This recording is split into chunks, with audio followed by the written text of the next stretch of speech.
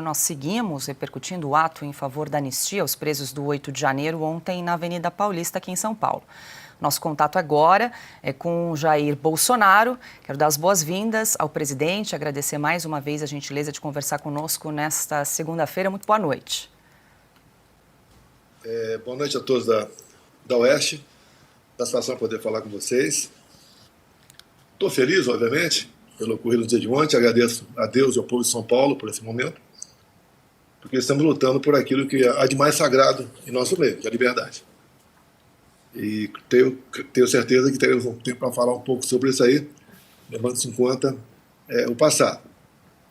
Também a presença de governadores, foram 7 governadores. Um chegou atrasado, não subiu, seria o 8º, né? O coronel Marcos Rocha, lá de Rondônia. E chegou atrasado, subiu, mas não apareceu na foto lá fora, vice do DF, a Celina também. Então foi um evento bastante concorrido. Se somarmos as populações dos estados desses governadores, dá mais da metade do Brasil, e pegarmos o PIB desses estados, dá mais da metade do Brasil também. E se pegar a quantidade de parlamentares, também dá próxima à metade do Brasil. Então foi um evento bastante concorrido. Obviamente havia governadores que é natural pré-candidatos, e nós aqui abrimos as portas para todo mundo. Ninguém vai brigar dizendo que temos que apoiar um ou outro candidato. Até num dado momento, conversando lá no Palácio Bandeirantes, eu falei, olha, se cada partido tiver um candidato, sem problema. No segundo turno a gente vê com quem se alinha. Então esse é o caminho, pouco de política e muito de sentimento. Realmente o caso Débora choca o coração, mexe com a gente. Eu estive com a missionária mãe da Débora, ela continua chorando quando fala na filha, tem a preocupação quando acabar aí o pedido de vista do ministro Fux, ele vai ter que proferir o voto dele. Se vai condenar ou não, não sabemos. Nós sabemos que dos 11, né, 2 têm divergido, o Cássio e o André têm votado pela inocência. Eu espero que o Fux também vote pela inocência. E nós comecemos, dentro do Supremo Tribunal Federal, tirar um pouco a emoção de lado e decidimos com razão o futuro dessas pessoas. Presidente, deixa eu aproveitar então e perguntar para o senhor falou sobre a presença dos governadores no ato da Avenida Paulista. Foi o senhor quem convidou esses governadores para participar aqui na Avenida Paulista? E se o senhor acredita que essa pauta da anistia seja aí uma pauta capaz de unir toda a oposição e a direita no Brasil? Olha, primeiro eu conversei com o Tarcísio, porque a casa é dele, né? E ele deu o sinal verde. Ele mesmo fez o convite para vários, eu também fiz. O do Rio de Janeiro não compareceu porque o Rio sofreu muito com chuvas, né, torrenciais, na sexta e no sábado. Ele ficou lá para dar o devido atendimento para a sua população, agiu corretamente ele. Essa pauta da anistia humanitária, vai ganhando corpo entre políticos, governadores, parlamentares, a população vai se conscientizando do que está acontecendo, radicalmente contra a situação. Os partidos de esquerda, PT, PCdoB, PSOL, e eu vejo que tem gente de alguns partidos, eu converso também, que gostaria de votar conosco, mas ficam amarrados na orientação partidária, porque até mesmo a esquerda não concorda com o que está acontecendo. Quando vê a Débora, por exemplo, que está mais conhecida, com 2 crianças pequenas em casa, um de 10, um de 7 anos, vou imaginar que o pior aconteça, ela seja condenada, né, aos 14 anos. A Polícia Federal vai buscá-la lá na sua casa, vai tirá-la do contato com seus filhos, vai arrastá-la para um camburão e levar para uma penitenciária, deixando 2 filhos pequenos em casa. Eu até queria, me permite aqui, vocês da Oeste, fazer uma reflexão. Vamos imaginar que no dia 8 de janeiro, o pessoal entrou, né? Nós achamos correto a polícia militar e civil agir para tirar o pessoal de dentro dos prédios públicos, mas vamos supor que eles ficassem lá dentro. No dia seguinte, quem seria o presidente da República? A irmã Hilda?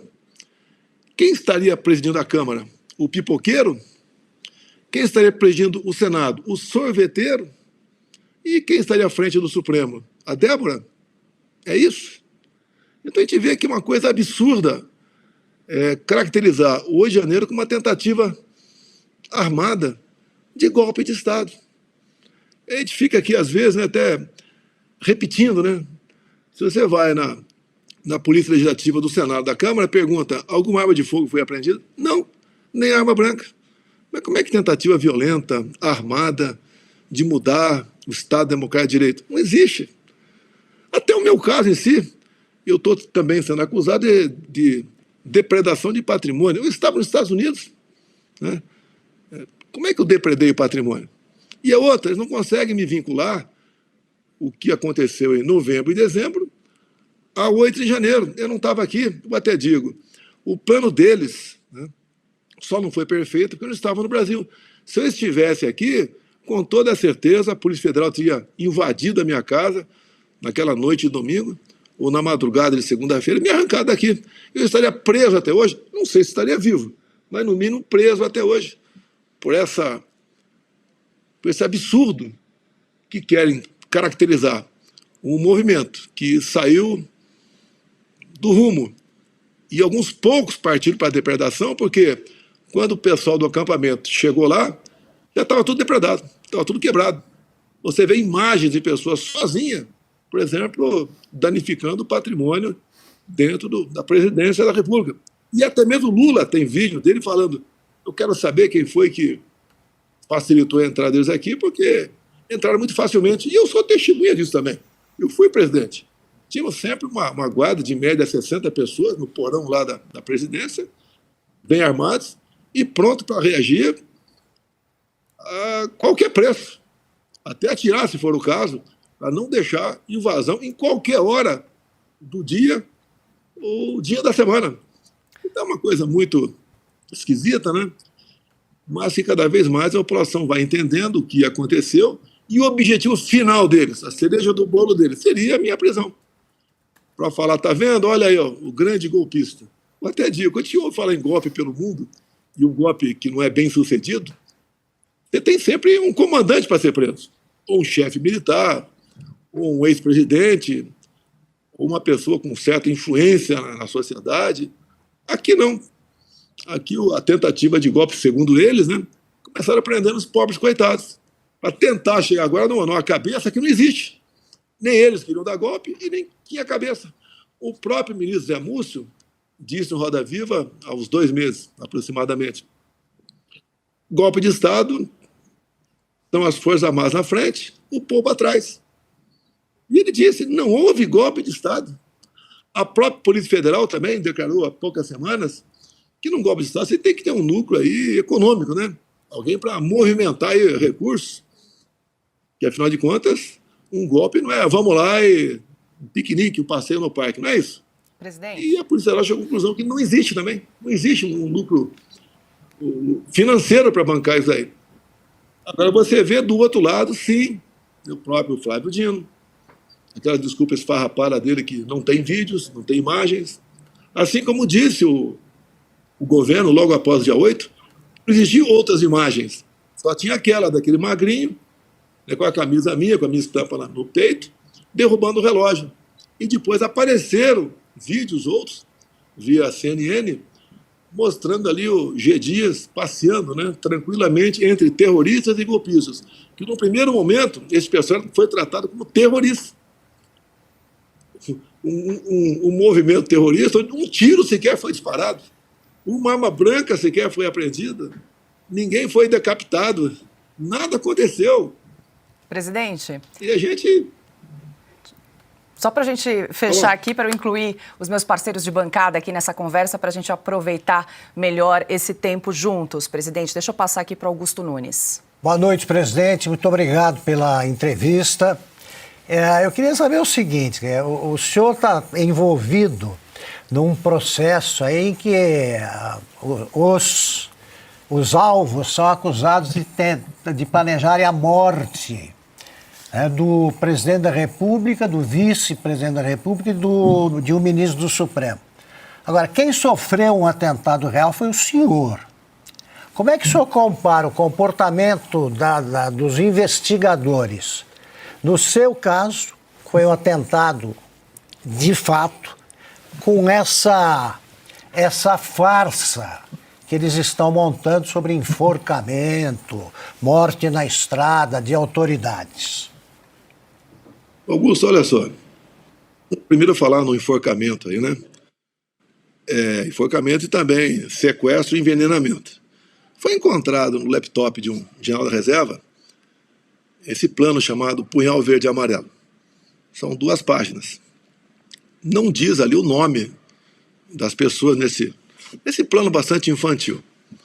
Então se chega à conclusão que seriam aquelas 3 autoridades. Agora, qual o primeiro passo a ser feito num caso como esse? É chamar o general para depor. Olha, isso foi encontrado no teu laptop. O que é isso aí? Que plano é esse? Qual a intenção? Quem sabia? Agora, por que não tomaram o depoimento do general? Porque interessa continuar a narrativa, queriam matar essas 3 pessoas. E com toda certeza o general vai ter uma explicação para isso. Até pela infantilidade daquilo que está lá. Foi ele que fez? Alguém que fez? Como é que apareceu lá? Então não toma o depoimento dele exatamente para continuar a narrativa. É semelhante, o Augusto, a questão do Felipe Martins. 2 coisas. Já que ele teria fugido dia 30 de dezembro de 22 comigo, eu que fui tantas vezes depor na PF, inclusive por importunação de baleia. Por que não me convocaram para depor se o Felipe Martins estava ou não no avião presidencial? Já que o coronel Cid, né, que eu duvido da delação dele, tendo em vista a forma como ela foi concedida, o Cid estava no meu avião. Por que ele não foi convocado? Ou então por que na delação ele não foi perguntado, se é que foi ignorar a resposta, se o Felipe Martins estava ou não dentro do avião? O que interessava para eles manter o Felipe Martins preso. Que o Felipe Martins preso, caso ele aceitasse uma delação premiada, tá, para falar aquilo que essa parte da PF queria que ele falasse, essa parte da PF com criatividade e com subserviência também ao seu chefe, né? Isso não foi feito. Então você vê que não tem materialidade em nada, em absolutamente nada, esses inquéritos, onde palavras como talvez, possivelmente, quem sabe, são 200 vezes que aparece mais ou menos isso. E na parte criminal, que a gente vai aprendendo, a gente conversa com o advogado, ele fala, quando aparece uma vez num processo, possivelmente, ali o advogado busca aí absolver o seu cliente. E comigo são 200 de vezes que palavras duvidosas aparecem. E nós não conseguimos rever isso, até porque a pessoa que é o dono do inquérito, ela é vítima, ela interroga, ela vai ser juiz, ela dá dica ao delator, ela é tudo. E essa pessoa não vai querer, no meu entender, mostrar a verdade ali. Ela quer mostrar que ela está certa e ponto final. E o objetivo é condenar. Se estão dando 17 anos para as pessoas, a ideia é dar pelo menos 30 para mim, sem qualquer vínculo com nada, nem dessas pessoas, que já foram condenadas, nem de mim para com. Você pode ver, quando eu tive no primeiro dia quando eu fui tornado réu, né, tive no Supremo, o próprio Alexandre de Moraes falou que 500 pessoas aceitaram o acordo de não persecução penal. E pelo que eu fiquei sabendo, nenhuma pessoa me acusou de nada. Que não tem nada, nenhum contato meu com ninguém. Quando eu saí do Brasil, saí chateado daqui, sim, algo me iluminou, saí do Brasil e aconteceu aquilo. Agora, qual é a relação minha com o 8 de janeiro? Não existe. Talvez queiram inventar aí aquela história do domínio do fato. Que domínio do fato? O próprio Cid, na delação dele, já que eles levam tão ao pé da letra, né, diz, olha, a maioria dos militares estavam em greve e ficamos sabendo, ele ficou sabendo através da mídia, através da televisão e mídia social. E aí os caras querem, como não acharam nada, foram para cima de mim. Joias. Está aí o TCU dizendo que as joias, né, personalíssimas, são dos respectivos ex-presidentes, independente de seus valores. Cartão de vacina, que é um negócio também que seria básico para anular a delação agora, porque quando foram atrás do Cid, atrás de uma possível vacina falsificada, né, foram atrás disso, e o telefone dele ali acharam outras coisas, e começaram investigações. Isso, pelo que eu sei, eu não preciso ser formado nisso, né, mas a gente aprende, isso aí é pesca probatória, o fish expedition, já para ser anulado esse inquérito totalmente. Eu vi há poucas semanas, o Augusto, ser arquivado um inquérito aí contra alguém acusado de corrupção pelo tempo de duração do inquérito, 4 anos. E o despacho foi, depois de 4 anos, não se chegou a conclusão nenhuma, não se apurou nada, arquive-se. O inquérito do fim do mundo já completou 6 anos. E você vê, o que a gente quer? A gente quer voltar à normalidade, quer paz, quer tranquilidade, né? A Débora quer ter a certeza que vai continuar aí dando banho aos seus filhos, dormir, acordando a molecada, levar para a escola, fazer o almoço deles, levar sua vida com seu marido, com a sua família. Todos querem isso aí. Agora, quem não quer? É um ministro do Supremo Tribunal Federal, apenas ele.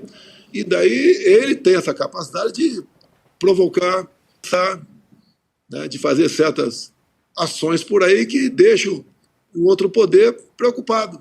Presidente. Eu vejo na imprensa também que pode haver essa possível anistia, pode haver um problema entre instituições. Olha, uma anistia você vai anular, revogar, passar uma borracha numa adesão do Supremo.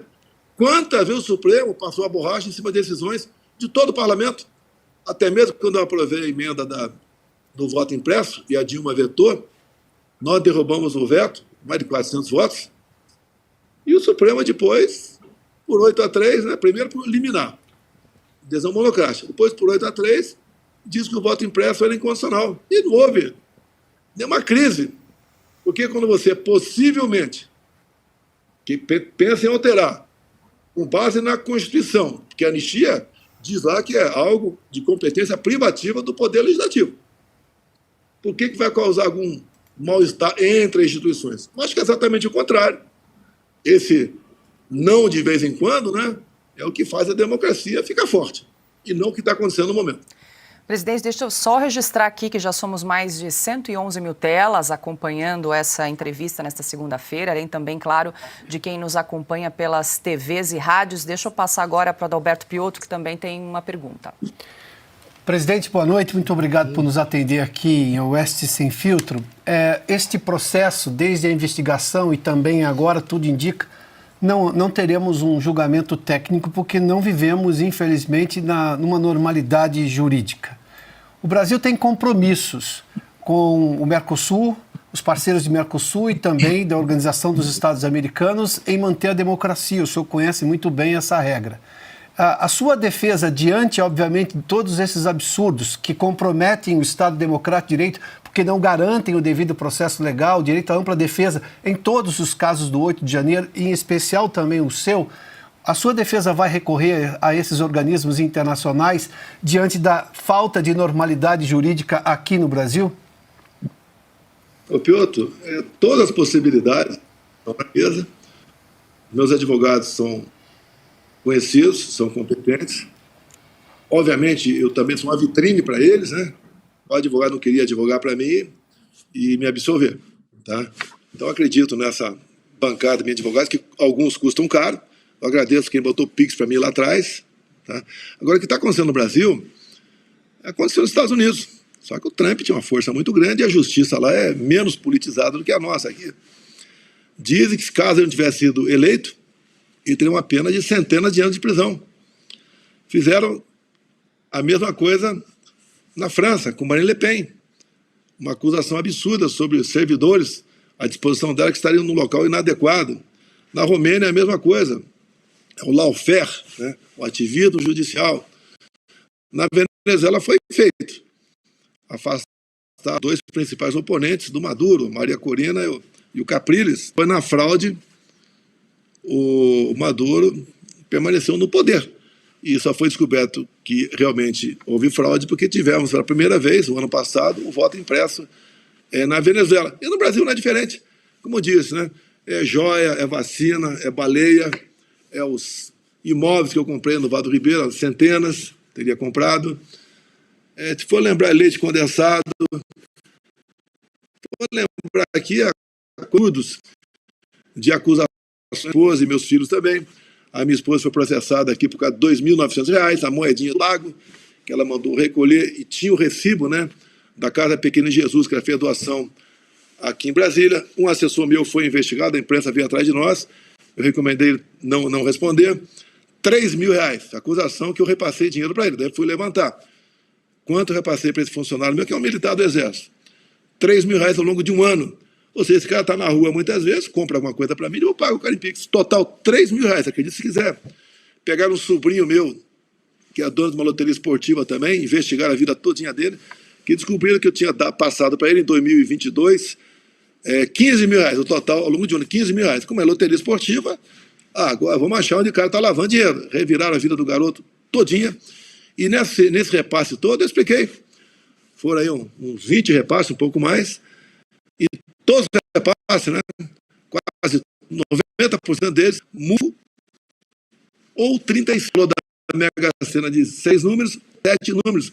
O repassado fora desse montante, né, quando eu ganhei a quadra por 2 vezes no ano passado, e daí sobrou uma fração lá, daí eu completei com essa fração, mas dá de 5, 35. Os caras, então, ficam revoltados com isso. Me investigaram também, porque eu tinha, das minhas economias aqui, R$ 800.000 no final de 22, no Banco do Brasil. Inclusive, estava na caída de poupança, eu tinha aplicação. Eu transformei em dólar e depositei no BB América e fui para os Estados Unidos. Então, fui investigado, que seria o dinheiro do golpe. Deu US$ 140.000. Eu acho que US$ 140.000 dá para 10 minutos de golpe. Tá? Depois acaba o dinheiro. E outra, se fosse botar uma grana para golpe, não seria nos Estados Unidos, seria no paraíso fiscal, e não da minha poupança. Então, esses absurdos todos, os caras levantam e jogam e a imprensa espalha. Como, por exemplo, aquela minha fuga de jet ski lá na Vila História de Mambucaba, em Angra dos Reis. Os caras publicam e depois que se exploda. Pô. Como teriam achado um laptop da BIM na casa do meu filho Carlos. E foi achado, sim, na casa de um coronel que era casado com uma senhora que trabalhava na BIM. E assim os caras vão fazendo as suas historinhas para te desgastar. E não tem tido sucesso. Então, agora resolveram arquivar alguns, né? Falta um montão para ser arquivado ainda, espero continuar arquivando. E estão focando, estão apostando todas as fichas no golpe. Que o golpe que interessa para eles, né? Vão condenar esse cara a 30 anos de cadeia, e daí acabou a direita no Brasil, e o Lula aí pode vir candidato aí, fazer uma campanha semelhante ele fez em 22, né? Sem povo, sem ninguém, que a vitória dele está garantida. Já somamos mais de 122 mil telas nesse momento. Presidente, deixa eu passar para Ana Paula Henkel, que também tem pergunta. Boa noite, presidente. Obrigada pela entrevista, pelo tempo aqui com a gente. Presidente, ontem, no fim do dia, eu soube que as imagens da belíssima manifestação na Paulista, as imagens já chegaram até a Casa Branca. Gostaria que o senhor falasse, comentasse, se pudesse, o trabalho do deputado Eduardo Bolsonaro aqui nos Estados Unidos, o que ele tem dito para o senhor em relação à repercussão de tudo que tem acontecido no Brasil, não apenas com o senhor, mas com a família Bolsonaro. Quais são as atualizações que o senhor pode passar para a gente do trabalho do Eduardo aqui nos Estados Unidos, junto à administração do presidente Trump? Ana Paula, o próprio Eduardo tem dito, né, em pequenos vídeos, o que ele está fazendo nos Estados Unidos, os contatos que ele tem feito e o que ele persegue lá. Ele não veio para o Brasil depois de uma férias, né, porque a preocupação era grande na apreensão do seu passaporte. E já se tinha notícia aqui que ele teria um inquérito preparado só para ele. Conspiração contra o Estado Democrático de Direito. E daí você abre o inquérito, daí você faz o que bem entender. Você fica aí ao sabor da boa vontade dessas pessoas. Então o Eduardo, no meu entender, está fazendo um trabalho muito bom lá, mostrando para o mundo o que está acontecendo aqui no Brasil. Ele tem um certo relacionamento com a família Trump, muito bom com os filhos dele, outros parlamentares também. E o que quer? Ele quer que o Brasil volte à sua normalidade. Assim, quando eu falo aqui, né, que pretendemos um Senado forte, não é para perseguir ninguém. É um Senado que, quando alguém ou outro poder começa a responsabilidade dessas pessoas, a gente volta à normalidade. Cada um tem que estar no seu quadrado. E hoje nós vemos que não é isso que acontece. Temos uma pessoa no Brasil que pega uma caneta e te bota na cadeia. Qual o motivo? Não interessa. Como está o Braga Neto preso. Uma coisa completamente absurda. O inquérito já havia sido entregue pela Polícia Federal ao senhor Alexandre de Moraes ele foi acusado de como é que é o processo? Atrapalhar o processo, né? E não justifica isso aí. Está preso até hoje. Até o Malafaia teve um desabafo ontem, lá na Paulista, não vou repetir aqui, porque eu sou capitão do Exército, né? Eu fiquei muito triste, não com o Malafaia, mas com as verdades que ele falou. Realmente é revoltante a gente ouvir isso aí. E ele fala, ninguém queria dar golpe nem eu não, mas o que está acontecendo é isso. E se dirigiu aí a algumas autoridades fardadas, né? E, infelizmente, se você vê algo errado acontecendo com alguém do teu lado, se você tem poder de interferir, você interfere. Quantas vezes no quartel tinha um subordinado ali que resolveu aplicar uma punição excessiva no soldado, que chegou atrasado. Naquele tempo existia a figura da prisão em separado. Preso por 20 dias, 10 em separado. Seria quase uma solitária. Então acontecia de alguém dar uma punição dessa e a gente, quando fica sabendo, vai para cima do colega. Que negócio é esse? É pessoal o negócio? Não vai ser publicado em boletim, não. Isso aí, tomar providência. A mesma coisa com o Braga Neto. Num primeiro momento, a gente ficou sabendo que ele estava numa sala que tinha alguma coisa lá, mas com um tratamento completamente isolado, quase que uma solitária. Então isso é triste para a gente, porque qual foi o crime do Braga Neto? Ele já foi ouvido? Pelo que eu sei, ele não foi ouvido também. E está numa preventiva aí que está desde dezembro nessa situação. Nos preocupa. O meu caso mesmo enquanto presidente, eu me reuni algumas vezes com algum alto comando do Exército, da Marinha ou da Aeronáutica, para chegar a essa acusação para cima de mim. Agora, o meu ciclo de amizade sempre foram mais os militares do que os civis. A minha aproximação do Braga Neto é pela nossa formação, como foi lá atrás com o meu outro vice também, assim como tínhamos, nem tantos, mas tínhamos alguns militares realmente em comando aqui, em ministério. E nós fizemos um bom governo, nem todos foram bem, mas como um todo, acho que nós passamos na prova. Agora, é triste realmente o que está acontecendo, porque se vive uma insegurança. Eu estou com 70 anos de idade, tá? E eu tenho uma esposa, tenho uma filha de 14 anos em casa. Agora estou longe do meu filho, longe de um casal de netos, um que tem o meu nome, inclusive. Tá? E a gente vai sofrendo tudo isso aí. Agora, eu acho que vale a pena, porque com a minha chegada ao poder, com a escolha de ministros técnicos, não aceitar mandar para estatais aí indicações de pessoas que queriam apenas usufruir daquele cargo e não trabalhar para o seu país, nós mostramos ao Brasil todo o que é uma estatal, o que que são os poderes, os bancos oficiais, como tinha a influência política para diretores e presidentes de bancos. Olha o que está acontecendo nos fundos de pensão. Conosco era lucrativo. Que quem estava na Previc, lá em cima, a administração tudo isso, era uma pessoa competente, séria. Olha os Correios. Os 4 anos os Correios deram lucro comigo. O último, depois, do ano passado, resolveram jogar um prejuízo do ano passado para o balanço de 22, daí passou a ser deficitário. Mas deu certo o Brasil. Teria muito o que falar aqui sobre estatais, né? Itaipu, Porto de Santos, os portos pelo Brasil todo, muita coisa para falar, que o Brasil estava dando certo, apesar, a gente lamenta, da pandemia, da guerra. O caso Brumadinho também, em janeiro de 19, lamenta as mortes lá, em primeiro lugar, mas depois se mexeu na economia brasileira. Tivemos aqui a presença de um avião, uma centena de israelenses ajudando na busca de desaparecidos, né, lá em Brumadinho. Ou seja, o governo que fez o que tinha que fazer. Então isso tudo foi mostrado à população. Eu, quando andava pelo Brasil, quando eu parava de helicóptero em comunidades, né, eu chamava de parada inopinada. Na primeira vez que eu parei, tinha um cara lá que reclamou, o ministro reclamou.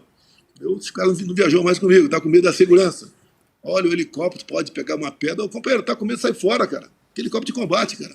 Ou seja, alguém do teu lado já querendo que você não tivesse acesso ao povo. Quando você para numa vila pequena, tem lá 100, 200 casas, e vê o pessoal pobre, e entra no boteco, toma uma Coca-Cola, dá uma tacada na mesa de sinuca, senta com a pessoa idosa ao teu lado, faz um carinho, ouve. Isso vai marcando a gente. Vai marcando a gente. Presidente. Então, isso tudo. Sim. Deixa eu seguir aqui com as perguntas. Agora, Silvio Navarro tem uma pergunta também para o senhor. Presidente, boa noite. Retomando a questão da anistia, eu pergunto se já temos uma data para uma próxima manifestação e onde ela seria. Não tem data marcada, né? A ideia é pegar uma cidade do Nordeste. Subiu agora há pouco, já passou para 191 assinaturas. Então faltam ainda 63. Amanhã tem muito deputado de Brasília, né? Como vocês disseram no começo do programa aí, o nosso vice-presidente Altineu, né? Ele chamava o governador, falava o partido dele, o governador falava sim, ou seja, o seu partido apoia a anistia. Então acho que a gente tem um pouco de paciência agora, que a gente vai conseguir isso aí. Eu tenho conversado com alguns parlamentares mais exaltados, acalma, não adianta, na pancada não vai resolver nada. Agora, mostrando realmente o sofrimento de quem está preso, mostrando que o Brasil parte para uma pacificação. Nós temos 4 projetos agora, com pedido de urgência, que interessa ao Poder Judiciário. Então, não é o nosso, é uma urgência que vai atrapalhar tudo. Curiosidade, uma criação de cargos comissionados no Supremo. A outra trata de cargos vagos no STJ. Outra, criação de 8 varas federais em Santa Catarina. E outro, reestruturação de cargos da magistratura no Piauí. Se o nosso partido pedir verificação nominal, vai, no mínimo, esses 4 projetos aqui, 5 horas para ser votado. Há urgência apenas. E depois pede também verificação, ou seja, isso aqui, eu não vou entrar no mérito, não vou entrar no mérito se é bom ou não é, mas você resolve aqui, em 1 hora você resolve isso aqui. Agora, por que não deixar o parlamento decidir a anistia? A gente não quer impor nada, nem vai impor, quem somos nós? Tá? Não queremos forçar nenhum líder a nada. Mas os líderes, conversei com quase todos eles, do centro-direita e direita, são favoráveis à anistia. Agora, há uma pressão grande por parte do ministro do Supremo, por parte do Poder Executivo. Se tirar o mastro da bandeira da falsa democracia do Lula, ele não tem o que falar mais. Gente, perguntando sobre a conduta do presidente da Câmara, Hugo Mota. Como é que o senhor avalia a condução do presidente Hugo Mota em relação à pauta da anistia? Na semana passada foi anunciado que ele havia pedido aos líderes de partidos para não assinarem um requerimento de urgência em relação a essa pauta. O que eu acho do Hugo Mota? Eu já conversei com ele algumas vezes.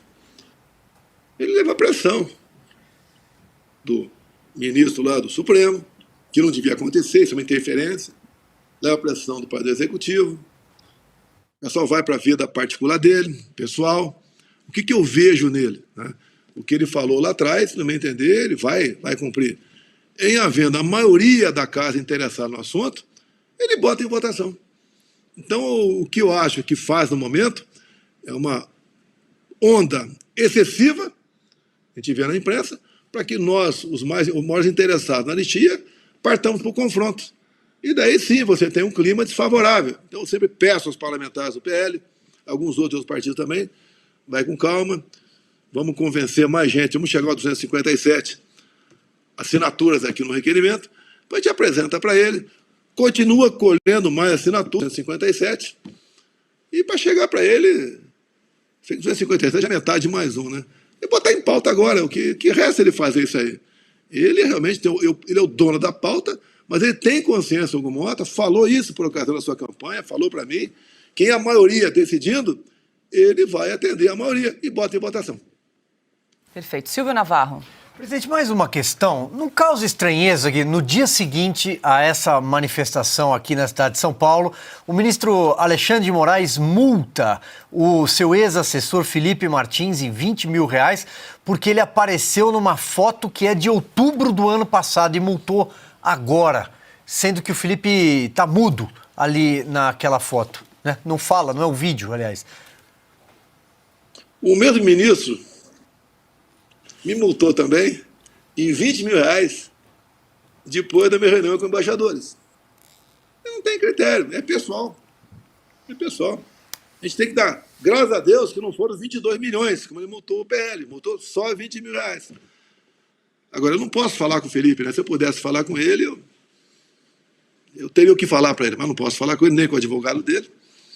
Então, peço ao Felipe aí força.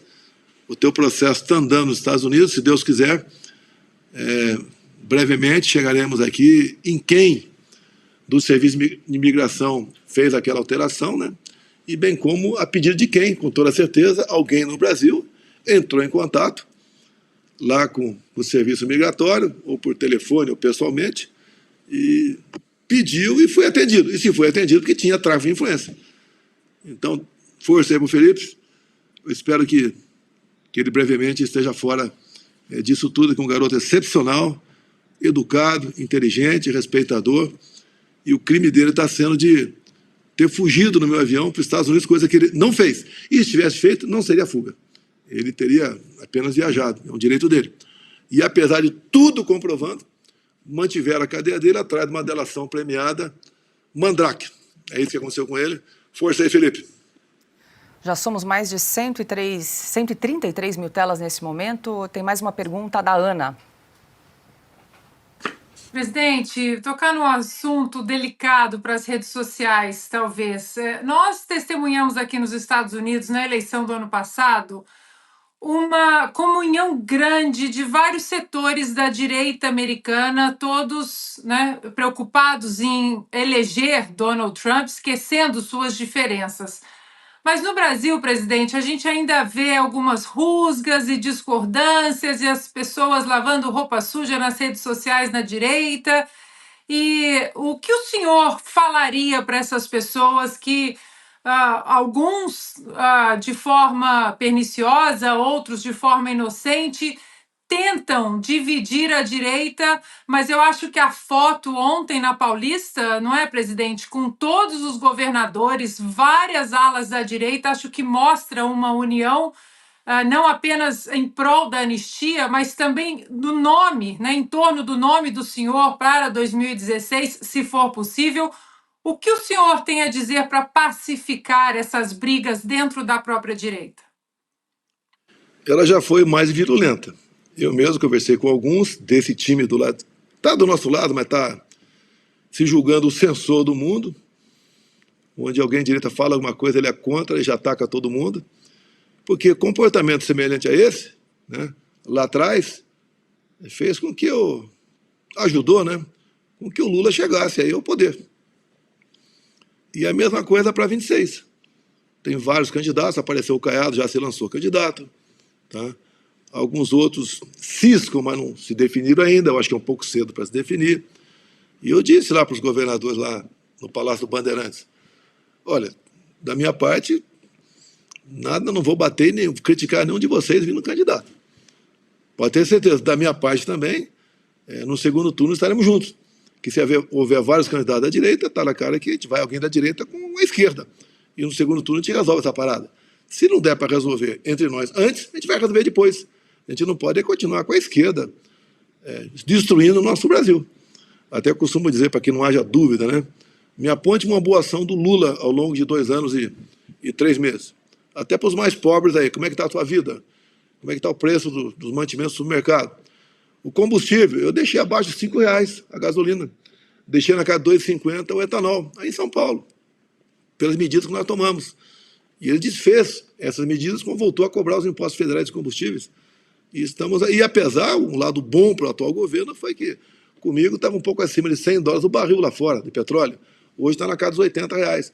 Tudo favorável a eles, mas não conseguem manter uma política econômica saudável. Afinal de contas, né, a política do Lula é gastar, é torrar, é fazer o possível e o impossível para ganhar a eleição esbanjando. Né? Como se você, gastando, você fosse trazer dias melhores para a sua população. Essa conta vai ser paga na frente. Já ultrapassamos a 9 trilhões de reais nossa dívida, vê a taxa Selic, né, mínimo em cima disso por ano, dá mais de 1 trilhão e 300 bilhões por ano só para rolagem de dívida ou amortização. Isso dá quase 3 bilhões por dia. Fica difícil você sonhar e sair desse cipoal. Agora, de quem é a responsabilidade? É de quem gasta mais do que arrecada. É o cara que está aí. Tem um ministro da Economia que não sabe economia, ele mesmo confessou. Eu confessei que eu não sabia, mas eu não dei piruada junto ao Paulo Guedes. Cada 100 observações que eu dava para ele, eu acolhia uma minha. Não sei se porque eu merecia ou para fazer uma média comigo, mas demos certo na economia. Tanto é que, apesar das crises, da pandemia, gastamos 1 trilhão na pandemia, apesar da guerra lá fora, terminamos 22 com 54 bilhões de reais em caixa. E a taxa de juros caindo. Presidente, deixa eu aproveitar e embarcar uma carona aí na pergunta do Silvio. Ele perguntou quando será a próxima manifestação. Estava verificando um vídeo do senhor que foi publicado no perfil do senador Rogério Marinho, que o senhor fala, ele fala da Rota 22, que o senhor vai estar em Natal, no Rio Grande do Norte, na próxima sexta-feira. O que é esse projeto, presidente? Olha, a gente vai fazer em vários estados do Brasil. É uma rota, né? Um caminho. Eu vou posar meia-noite de quinta-feira, né, para sexta, e o Marinho arranca meu couro na sexta e no sábado. Vamos passar nos 15 municípios, dá uns 800 quilômetros de estrada, o percurso todo, e sábado à noite eu retorno. Contatos com a população, prefeituras pequenas, tá? Uma paradinha lá de 30, 40 minutos, bate o papo, faz um discurso. O Marinho, na última vez que estive lá, num dia fizemos 11 municípios, tá? Então o povo gosta, se faz presente, a gente tem o que falar para eles, tem o que mostrar para eles, e a gente fica agitando. Não é um movimento semelhante ao da Paulista. Então, Rota 22, não sei qual é o próximo estado, né, mas pretendemos estar em todos os estados nos próximos meses. Agora, outro movimento semelhante ao da Paulista, Piranistia, nós estamos vendo aqui qual o melhor estado do Nordeste para eles fazer presente. Até para mostrar que não é só Rio e São Paulo, o Nordeste está conosco também. A gente está caminhando para o fim dessa entrevista. Presidente, tem algum outro assunto que a gente não tenha tocado, que o senhor queira se posicionar, falar para a gente finalizar aqui essa conversa de hoje? Sou apaixonado por todos vocês aí da Oeste. Parabéns pelo trabalho que vocês fazem. Augusto, você é meu líder aí, tá? Parabéns a todos vocês, da forma que vocês conduzem. Obrigado. O jornalismo brasileiro. Também acabei de fazer 70 anos de idade, né? Lá atrás, a gente se pautava muito pela mídia. Hoje em dia, nem tanto. Então a gente espera também que a mídia se recupere, tá? E faça realmente um jornalismo saudável. Lá atrás, quando fui obrigado a cortar verbas publicitárias, não foi por perseguição à imprensa. Eu fui o único chefe de Estado do Brasil que obedeceu o teto de gasto. Então eu tinha que cortar. Vou cortar onde? E eu falava para alguns jornalistas, olha, a economia dando certo, a grande fonte de vocês vai ser a iniciativa privada. Se o povo tem dinheiro, eles vão comprar coisa. E anunciando, vão comprar mais ainda. Essa foi a política nossa lá atrás. Não foi de perseguição junto à imprensa, né? Mas a imprensa não gostava muito de mim, talvez pela minha formação, pelo meu comportamento encrenqueiro, que eu fui ao longo de 28 anos dentro da Câmara dos Deputados. Mas faz parte da regra do jogo. Estamos melhores hoje em dia, pode ter certeza, né? Eu e o Augusto somos igual vinho, quanto mais velho, melhor, né? E a gente tem muita esperança de ajudar com o futuro do Brasil. Augusto, você está chipado, Augusto?